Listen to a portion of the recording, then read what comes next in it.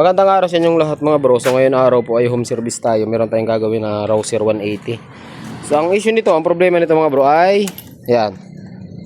Walang starter pero na-under po ito pagka kinakadyot. Si bro medyo malaki naman si bro. Hinihila niya lang to eh. Pwede yun, advisable po yung kung kaya nyong hilahin. Pero kung maliit kayo at wala kayong lakas, napakahirap mga bro.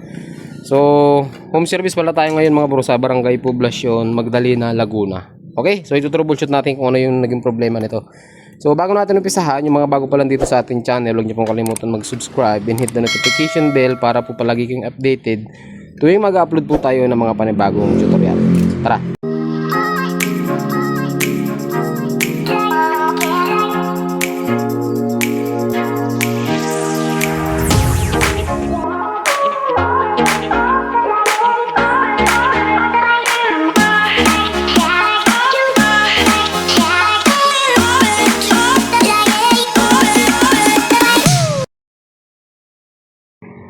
Yan. Ulitin ko mga bro, ang unit natin ay Rouser 180. So, pakita ko sa inyo yung problema niya. Ayan o. Yeah. So, pag inon natin, sira na rin yung kanyang matagal na ba ito bro? Wala? Nahilo yan bro. Tapos nawala lang para may abot-abot to. para natagtag lang. Para natatagtag sa wiring. Naglulus lang yun. So, pero meron po yung tingnan natin signal light. Di ba? Ayan o. Busina, malakas. Nagsisignal light yan. Kabila. Ayan o. May signal light yan. So, ibig sabihin, buo yung linya. Yung accessory wire nito. Kabilaan, meron yan o. Mayroon din itong busina. Malakas, pati. Yun lang, wala ka na yatang headlight. High and low. Wala. Baka pag na-under. Oo nga pala, no. So, dito mga bro. Tignan nyo. Ayan o. Naglalagatik lang o. Pero kapag anong model to? Taon? 16. Tinan ko nga. Oo nga. Kasi ang ano bro, ang 2015 pa baba. Ano po yun? Ano yung BCU yun? Meron dito yun na napakadaming wire eh. Possible ano to? 2015 pataas ang model nito. So kapag ganito mga bro yung problema nyo, ano lang yan? Pagka starter, pwedeng ito, start push button, kill switch, battery, wiring, relay, tsaka starter motor. Yun lang ito troubleshoot nyo. Pero dito sa kaso ni bro, tinan nyo narinig mo? Narinig ka ba? Parang may nagkiklik siya mga bro. Ibig sabihin buo yung butong push button, buo rin yung wiring papunta dito. Nandito yung starter relay niyan eh. Malasin natin mga bro Ayan. Ayan. Uy, bago na pala si Dainit bro Maganda ba yan bro? Ayos to guys. Mahal kasi ang original. Magkano to? Sa 7 lang. 700. Problema, maliit ng battery mo bro. Ang battery nito ng mga Rouser, lahat ng Rouser na 180, 200, 220, 12 and 9 dapat. Ito 6.5 lang. So, maliit siya. Dapat ganito yung kataas mo bro. Okay? Pero kaya naman po start yan. Ito mga bro, ito. Ay. Patay pala. Kunin bro. Tingnan natin mo bro. Ito yung sinasabi ko sa inyo, relay. Ito yun. Ayan o. Ito yung pipindutin natin. Naglalagatak. Dito, ito lang. Ito yun. Ito, pan TMX na rin ito bro eh. Kasi ang stock nito mahaba ganito. Okay. So, kuha tayo ng test light. Mga bro. Ito yung gamit na service natin, Miyagi Gear. Sige bro. Tapos bro, baka makadiskarte ka dyan ng yung lagay na langis. Ayan. So ito, matagal na si bro ayan, shoutout pala kay bro kalimutan ko tanong yung pangalan.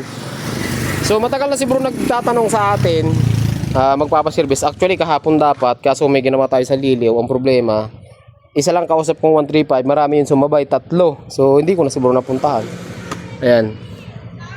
So ito yung mga bro yung natin ito yung test light natin. Check natin yung battery is malakas naman siya. Okay, pero hindi natin nalalaman yung actual voltage kasi test light lang yung gamit natin. So ang isang terminal nito ay dito. Ayan, dito. Yan, tama yan. May functional. Sa kabila, ito dapat nagkakaroon to mga bro kapag pinupush start natin. Ayan, subukan natin Push start. Ayun Functional talaga siya. So buo yung wiring ni bro. Possible sa starter ang problema nito. Nasa starter motor ano mga bro. So sukatan natin ang voltahe. Kuha ulit tayo mga bro ng ano. Kuha ulit tayo ng tools. Ang problema kasi nito, isa sa mga disadvantage ng mga Carouser 180, hindi niya nakakalas yung ano. Hindi nakakalas yung starter motor na hindi kinakalas yung clutch side niya. Napaka-hassle, di ba? Okay. So, gamit tayo ng tester. Pasensya na kayo mga bro, isang kamay lang yung gamit natin. Tapos nasa gilid ng kalsada lang tayo.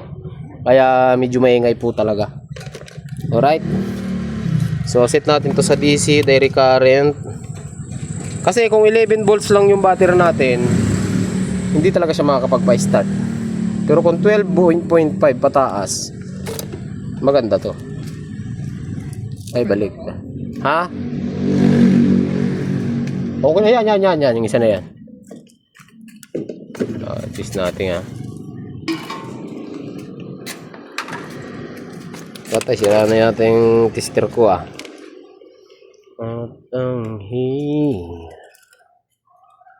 Open line, bakit gano'n? Sira na ba to? Paano mo sasabi? Ayan o. Pag may negative, baliktad dyan. Baliktad rin natin. 12.9. Ang lakas. Confirm bro. Bakit ito? Baliktad? Hindi baliktad. Tama yan. O, test natin dito. Check natin mga bro. Kasi, di ba yung ano mga bro, ito yung relay natin. Yung isa, papunta ng positive. Tama yan. Tapos yung isa, ito yun. Papunta po yan. Pag binaybay nyo, ito yan. Ito na yan. Ito na yung wire na yan na malaki. So, test lightin natin dito kung gumagana. Kasi malimit yan mga bro. Kahit na nagtitrigger to, kahit na nagtitrigger yan, kung hindi nakakatawid dun yung supply, hindi rin i-start yan. Bali may dalawang malaking terminal dito. Ito yung isa, ito yung galing ng positive. Ito rin yun. Kitang-kita naman, o ayan o. Maikli lang, di ba? Tapos yung isa, wala yan. Ayan. Ngayon, kapag pina-start nyo, dapat iilaw din to. Bro, try mo bro. Iyon mo. Kahit pitik-pitik lang, wag baka malubat eh. Okay. Kasi pa. Patay. Ayun sinasabi ko, ba't wala? O, dito. Mayroon. Dito natin. Baka nag-loose lang. Isa pa. Ayun o. Ay, mayroon. Nag-loose lang. O, ngayon, yung wire na yan, papunta dito yan. Subukan natin dito. Kasi dapat mayroon din to. Kasi kapag wala to, putol po yan. Sige bro, biro. Asad bro.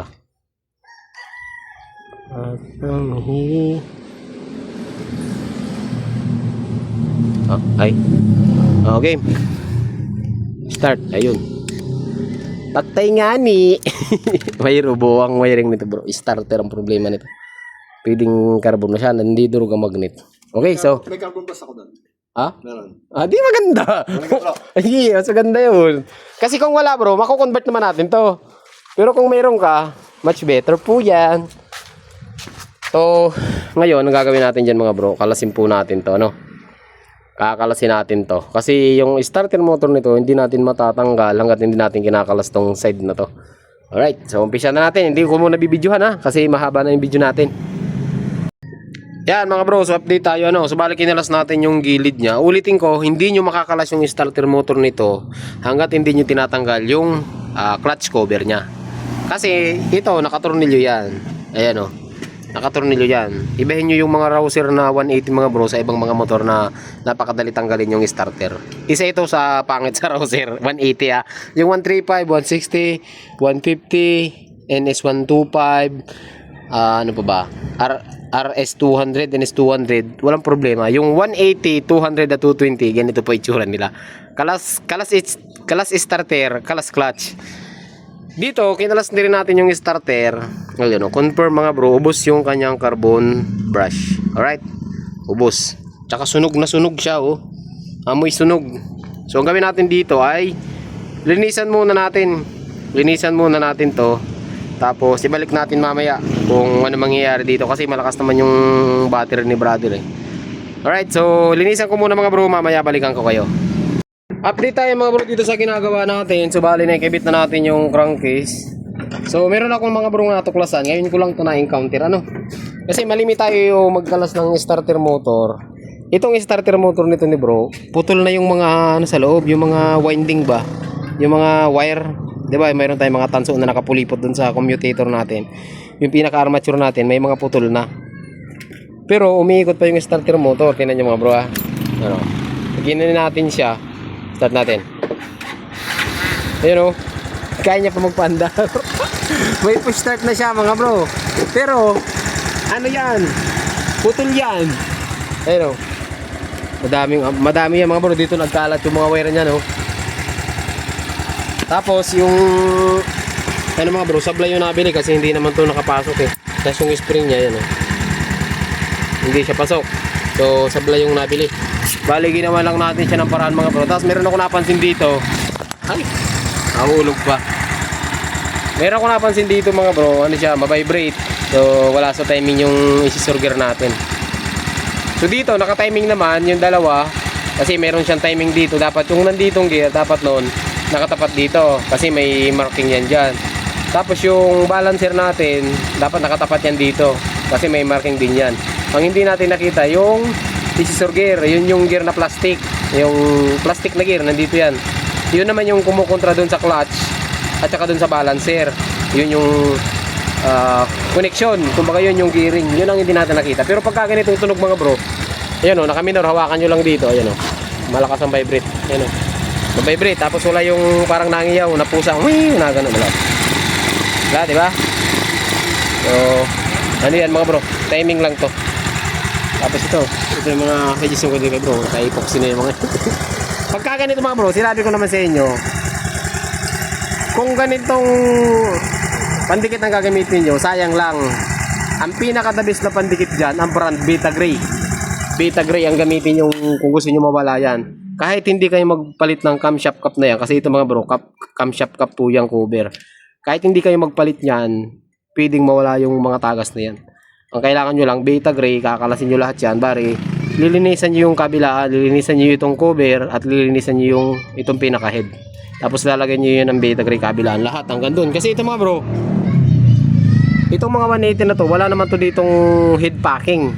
Kagaya ng 135, 160, 200, yung mga Supremo, meron siyang head packing. Ito, metal to metal talaga yan. Ang ano lang talaga dito is pandikit.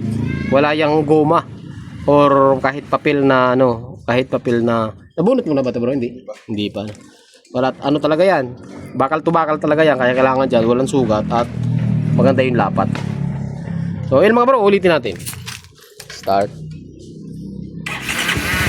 Abot-abot kaya ng isa nga. Kaya ng isa Pero abot-abot. Pero mabibrate. So hanggang dito lang yung video natin na mga bro. Ayan, so shoutout pala kay bro. Dito tayo sa Magdalena ulit.